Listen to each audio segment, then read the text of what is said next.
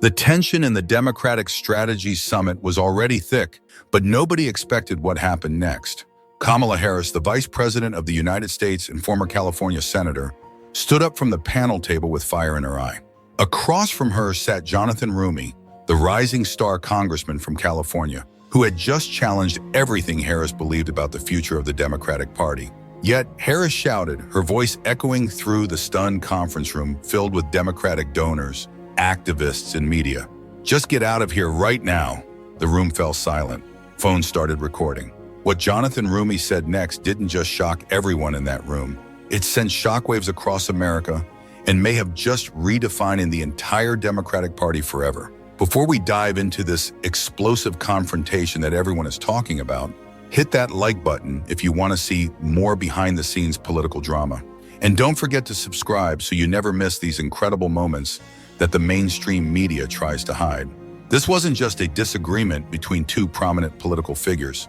This was a generational clash that exposed the deep fractures running through the Democratic Party. And Jonathan Roumie's response was about to make him either a hero or a pariah, depending on which side of the party you're on. To understand why this confrontation was so explosive, you need to know exactly who these two powerhouses are and why their clash matters so much for America's political future. Kamala Harris entered this summit as Democratic royalty. The 60-year-old former California senator and vice president has spent years building her reputation as the ultimate voting rights champion and advocate for social justice. After becoming the first woman, first Black, and first South Asian vice president in U.S. history, she has become a national icon. Harris is known for her calm and dignified leadership, having authored books and given countless speeches. In Democratic circles, disagreeing with Kamala Harris on voting rights and election strategy is like questioning the Bible in church. Jonathan Roumie, on the other hand, represents everything the old guard didn't see coming. At just 43, this actor-turned-politician from California has only been in Congress since 2023, but he's already making waves that have establishment Democrats nervous. Unlike Harris, who built her career on careful coalition building and institutional respect, Roumie came to Washington with a different playbook. He's blunt, fearless, and completely unimpressed by Democratic hierarchy. Where Harris sees the need for patience and strategic messaging, Roumie sees opportunities for bold action that the party's leadership keeps missing. The summit itself was supposed to be a unity event, top Democratic minds coming together to plan strategy for the upcoming election. Big donors were watching. Media was present. Party unity was supposed to be the message walking out of this room. Instead, what started as a panel discussion about engaging young voters had turned into something much more dangerous for the Democratic establishment. The topic that triggered everything was whether the party should continue prioritizing traditional voting rights messaging or pivot to the economic populism that's energizing younger voters. Harris had just finished a polished presentation about protecting democracy through voting access, her signature issue that's made her millions in book deals and speaking fees. It was the kind of speech that usually gets standing ovations at Democratic events. Safe, inspiring, and focused on the threats Republicans pose to election integrity. But when Roumie got his turn to speak, everything changed. He didn't attack Republicans, he attacked the Democratic strategy. He said, "We keep talking about voting rights like it's 1965. His voice cutting through the room's comfortable assumptions. Meanwhile, young people can't afford rent, can't pay for college, and can't see a future where their vote actually changes their daily reality. We're fighting yesterday's battles while losing tomorrow's voters." The room shifted uncomfortably. Several older Democratic activists exchanged glances. This wasn't the message they'd come to hear, but Roumie wasn't done. And frankly, some of our most celebrated leaders are more interested in maintaining their brand as democracy defenders than actually delivering the economic changes that would make democracy feel worth defending. That's when you could feel the temperature change. While Roumie hadn't mentioned Harris by name, everyone in the room knew exactly who he was talking about. Harris's entire post-2020 identity was built on being the democracy defender, the voting rights champion, the person who saved American democracy by flipping key states. Harris's face had gone stone cold. Her carefully maintained composure, the same calm that had made her a media darling, was starting to crack. You could see her jaw tighten as Roumie continued. "We need leaders who understand that for most Americans under 40, voting rights don't mean much if you're voting for a party that can't deliver on housing, health care, or climate change. Pretty speeches about democracy don't pay student loans. The silence in the room was deafening. Democratic donors who'd written six-figure checks to Harris's organizations looked stunned. Media representatives were frantically taking notes, and Kamala Harris was about to explode. What happened next would be replayed on social media thousands of times, but the full tension that built up to Harris's explosion was even more dramatic than the viral clips showed. Harris stood up slowly, her chair scraping against the floor in the otherwise silent room. Her hands were shaking, not with nervousness, but with barely controlled rage. For someone who'd built her entire post-2020 career on being the dignified, unflappable voice of Democratic resistance, what Roumie had just said was more than a policy disagreement.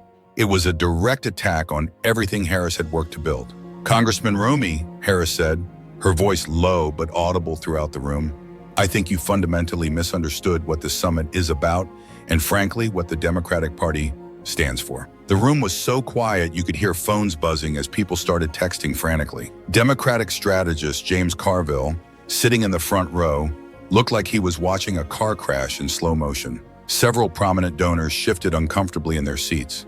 Jonathan Roumie didn't back down. If anything, he leaned forward, his own voice rising slightly. "I understand perfectly what this party stands for.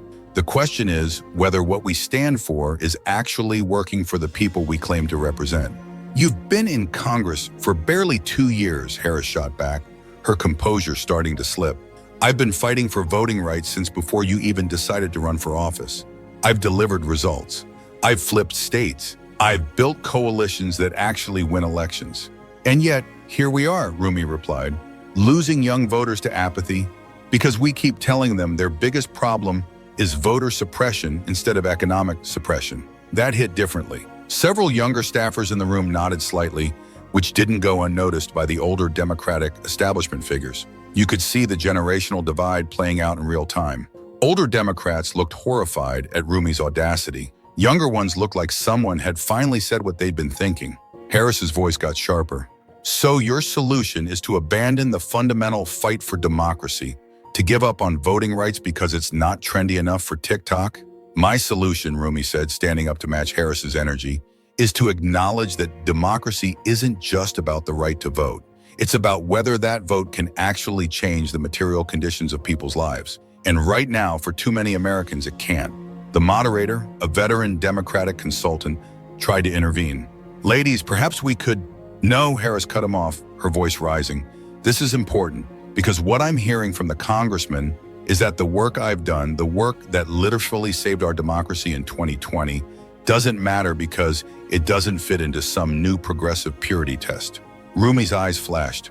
"I never said your work doesn't matter. I said our messaging strategy isn't working for the voters. We need to win future elections. There's a difference between respecting your contributions and pretending our current approach is perfect." "Our current approach," Harris said, her voice getting louder with each word, "is the reason we won Georgia. It's the reason we have Democratic senators. It's the reason Joe Biden is president instead of Donald Trump. But apparently, that's not good enough for you." The tension was becoming unbearable. Democratic megadonor Reid Hoffman, sitting near the back, looked like he wanted to disappear. MSNBC correspondent Joy Reid, who was covering the summit, had her phone out and was clearly preparing to tweet something. The careful, controlled environment that Democratic leadership loves was completely falling apart. Roumie took a deep breath, and you could see him making a decision. He was either going to back down and apologize, or he was going to say something that would change everything. "Kamala," he said, using Harris's first name in a way that immediately felt too familiar for the formal setting. "You're absolutely right that you helped win Georgia. But you know what? Young voters didn't turn out in Georgia because of the voting rights message. They turned out because Trump was such a disaster that they had no choice. And now that Trump's not on the ballot, those same voters are telling us they don't see the point in voting for Democrats who campaign on change but govern like Republicans from the 1990s. The room went dead silent. Roumie had just accused the Democratic Party's most celebrated voting rights champion of being out of touch with the very voters she claimed to represent. And he wasn't done. "You want to know why we're losing the young vote?" he continued. "It's because leaders like you have turned voting rights into a brand instead of a movement. You've made it about protecting democracy in the abstract instead of delivering democracy in practice. And when someone like me points that out, Instead of listening, you pull rank and act like criticism is betrayal. Harris's face had gone from angry to furious. Her hands were clenched into fists. Several people in the room looked genuinely scared about what was about to happen. "How dare you?" Harris said, her voice now loud enough that it was clearly audible in the hallway outside. "How dare you come into this room and lecture me about what works and what doesn't work? I've been doing this since you were in law school. I built the infrastructure that makes your congressional seat possible. And this is how you repay that? By undermining everything I've worked for in front of donors and media?" Roumie didn't flinch. "I'm not undermining anything. I'm trying to build on what you've done by making it relevant to voters who were born after the Voting Rights Act was passed. But apparently, evolution is threatening to you." That was the moment. That word evolution was what pushed Kamala Harris over the edge. Because in that one word, Roumie had captured exactly what this was really about. Harris wasn't just defending her policy positions. She was defending her position as the unquestioned leader of Democratic voting rights strategy. And Roumie was threatening that position simply by existing and having different ideas. "Evolution," Harris repeated, her voice now shaking with rage. "You think you represent evolution? You're a backbencher who's never run anything, never built anything, never delivered anything beyond Twitter hot takes. And you have the audacity to come in here and tell all of us that we're doing it wrong." The moderator tried again. "Perhaps we should take a break." "No," Harris snapped. "I want to finish this because I think it's important that everyone in this room understands what's happening here. This isn't about strategy. This isn't about messaging. This is about a junior congressman who thinks he can make a name for himself by tearing down the people who actually did the work." Roumie's response was quiet, but it carried through the room like a thunderclap. "The only person making this about tearing down anyone is you, Kamala. I came here to talk about expanding our coalition. You're the one who turned it into a defense of your legacy." And that's when Kamala Harris completely lost control. Her face was red, her hands were shaking, and she was pointing directly at Jonathan Roumie with an intensity that made the air in the room feel electric. "Get out!" she shouted again, even louder this time. "Just get out of here right now. You don't belong in this room. You don't belong in this conversation. You don't know what you're talking about. And I'm not going to sit here and let you disrespect everything I've built." The silence that followed was deafening. Every phone in the room was now recording.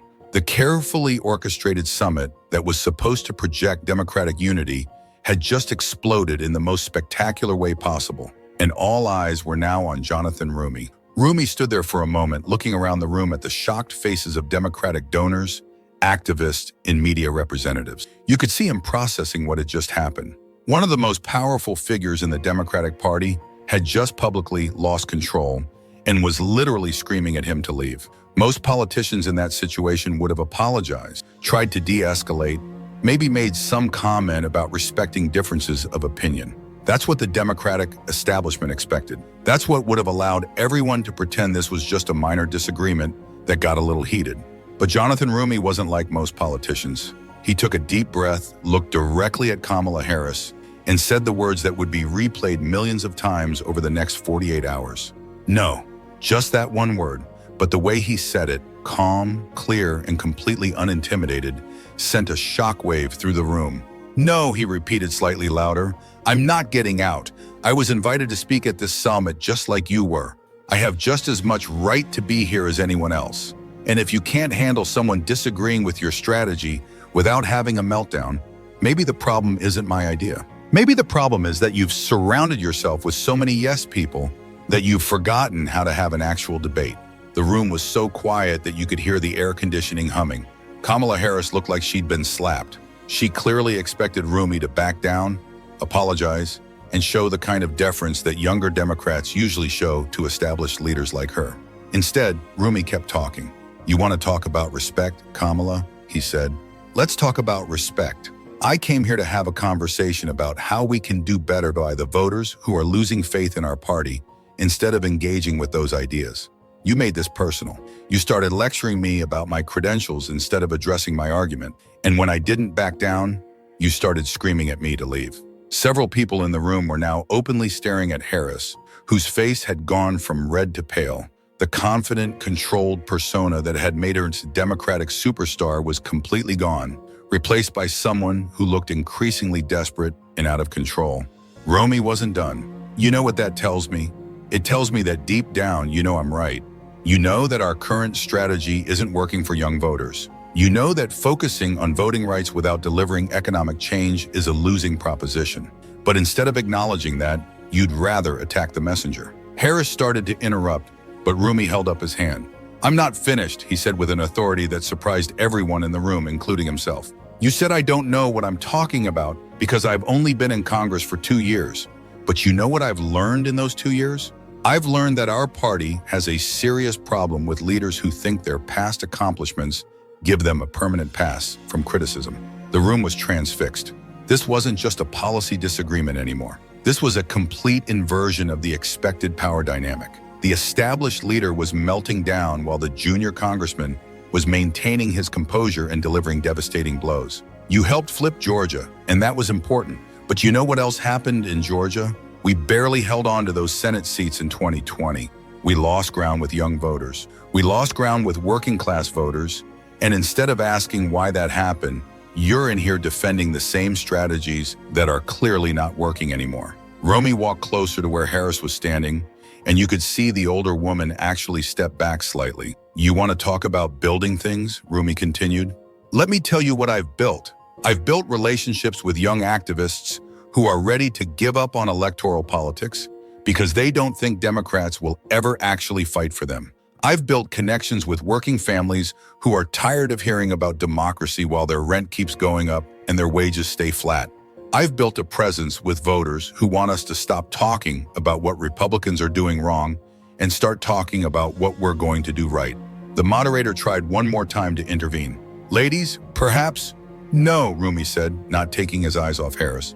"This is important because what just happened here with one of our party's most respected leaders screaming at a colleague for having different ideas, this is exactly why young voters think Democrats are more interested in protecting their own positions than actually fighting for change." He paused, letting that sink in.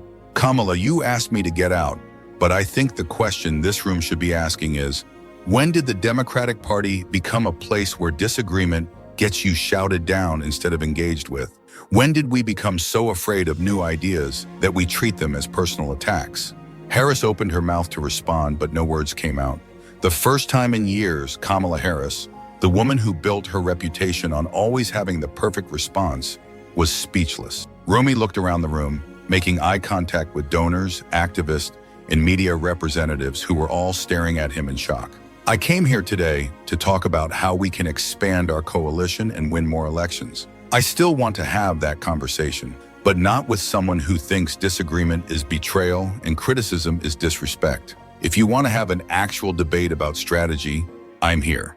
If you just want to protect your brand and silence anyone who threatens it, then maybe you're the one who doesn't belong in this conversation." He sat back down, crossed his legs, and waited. The room was dead silent.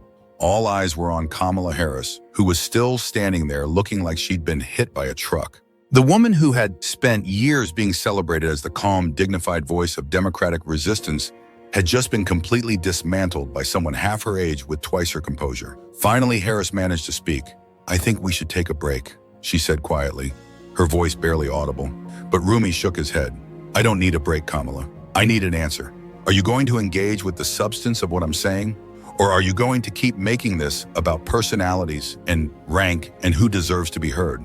Harris looked around the room desperately, as if hoping someone would rescue her from the situation she'd created. But everyone was just staring, waiting to see what would happen next. She started, then stopped. I think maybe I was..."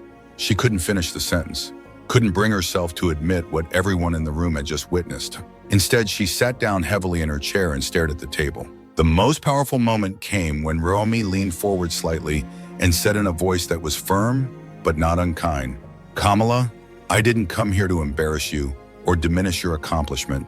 I came here because I believe our party can do better, and I believe you're smart enough to help us figure out how.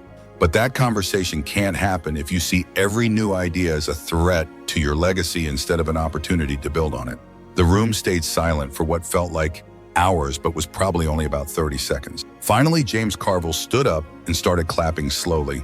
Then a few other people joined in.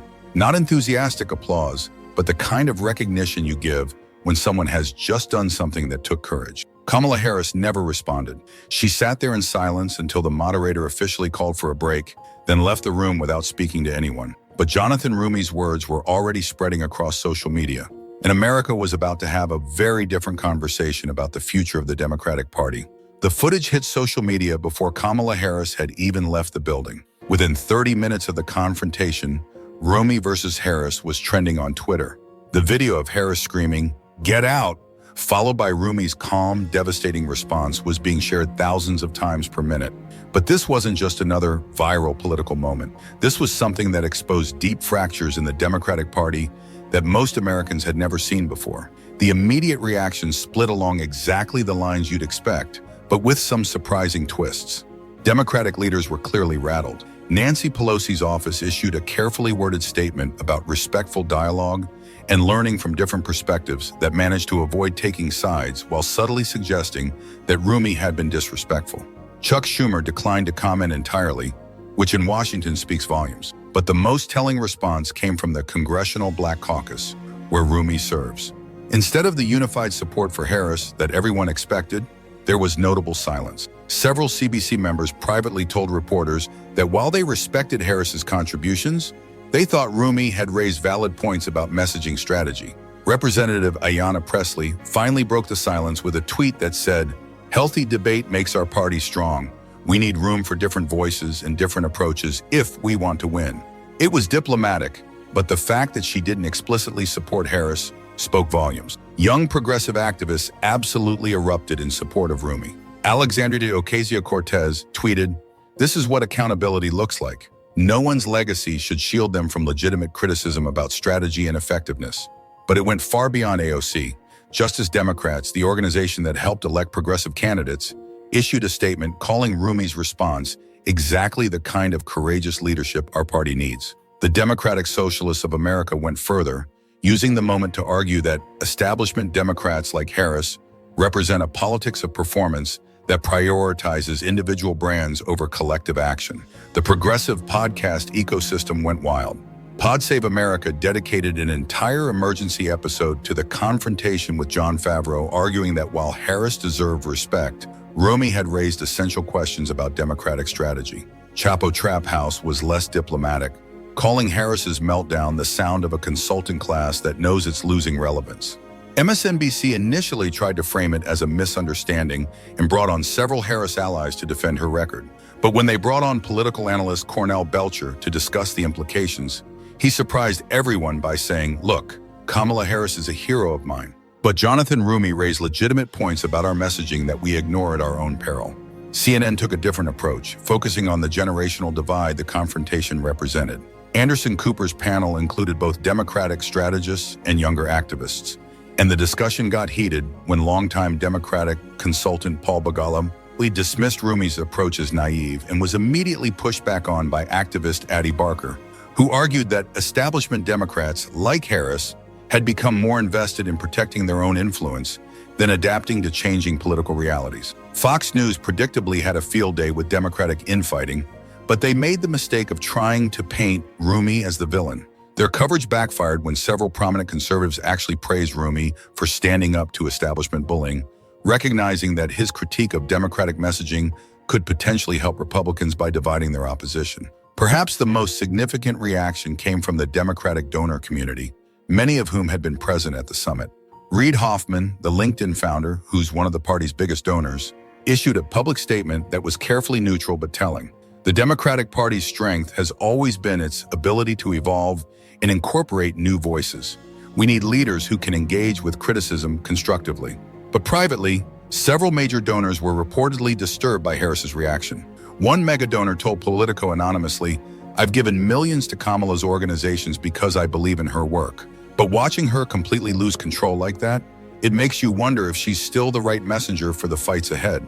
More significantly, several donors who had been planning to support Harris's rumored 2026 gubernatorial run reportedly put those conversations on hold. One Democratic fundraiser told The Hill, "Donors don't just want to support causes, they want to support winners. And winners don't have public meltdowns when someone disagrees with them." A political scientist jumped on the confrontation as a perfect case study in party dynamics and leadership transitions.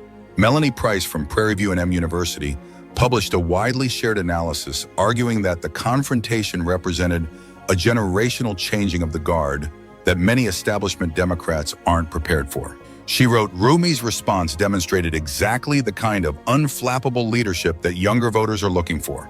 While Harris's reaction revealed how threatened established leaders feel by legitimate criticism, Harvard's Leah Wright Reger went further, arguing that the confrontation exposed fundamental contradictions in how the Democratic Party talks about democracy and leadership.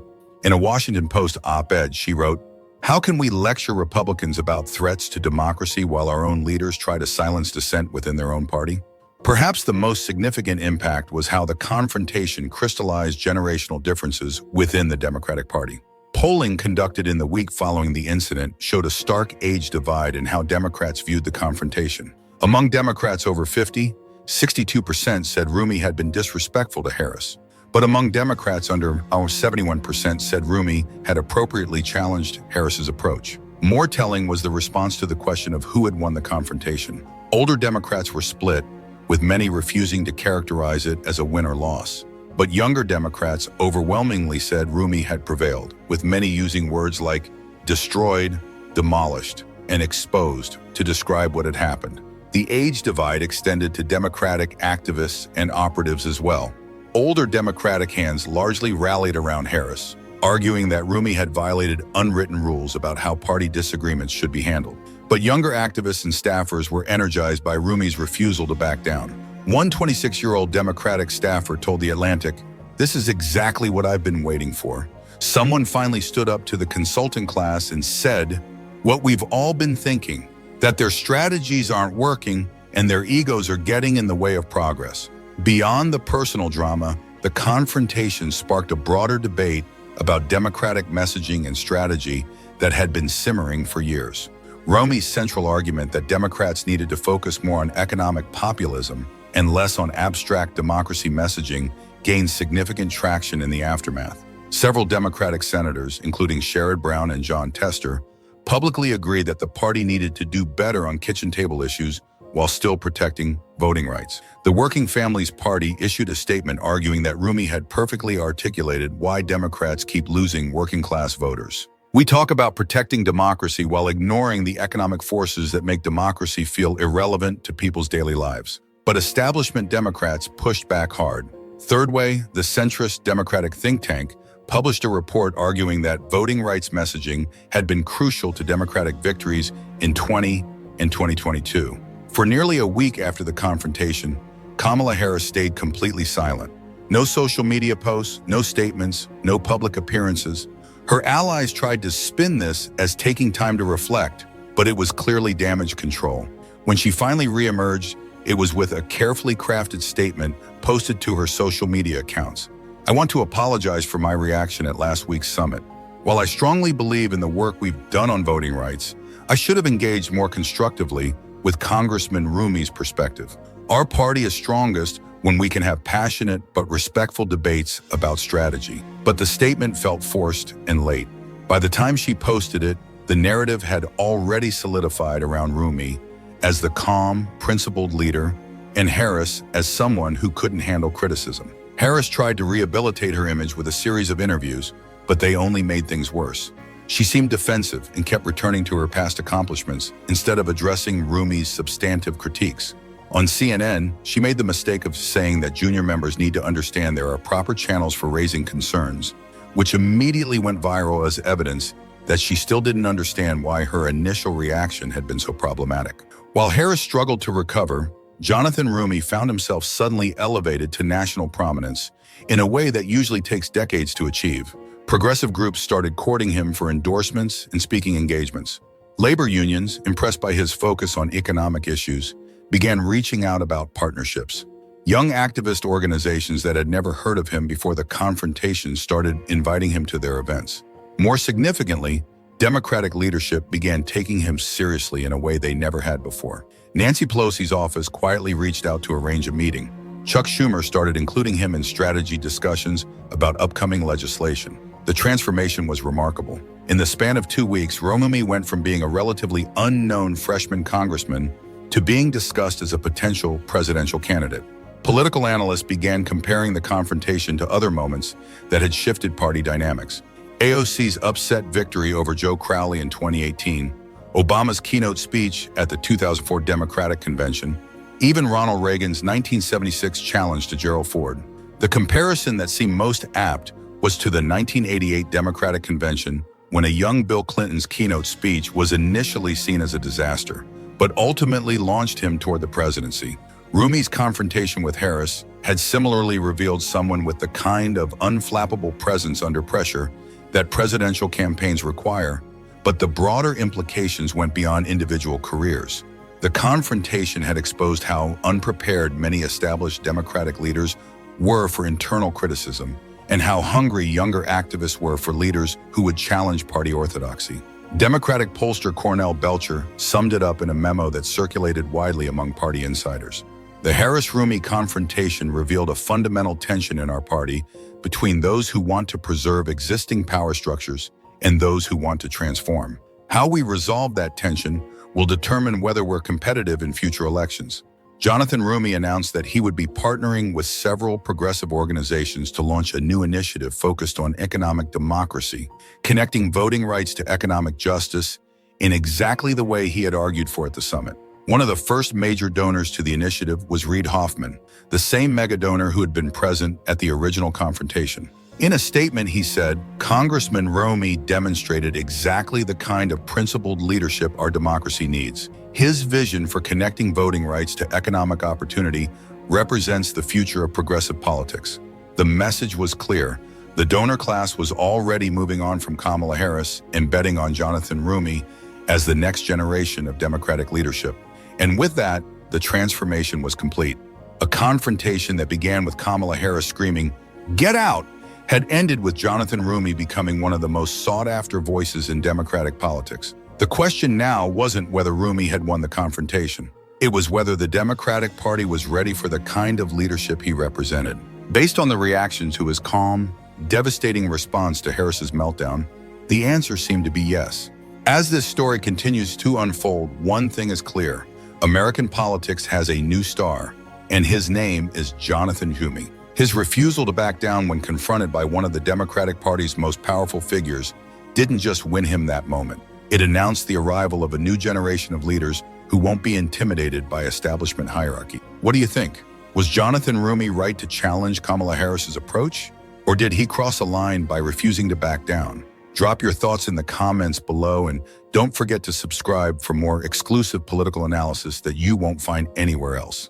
The battle for the future of the Democratic Party is just getting started, and you won't want to miss what happens next. Hit that notification bell so you're the first to know when we drop our next deep dive into the political drama that's reshaping America.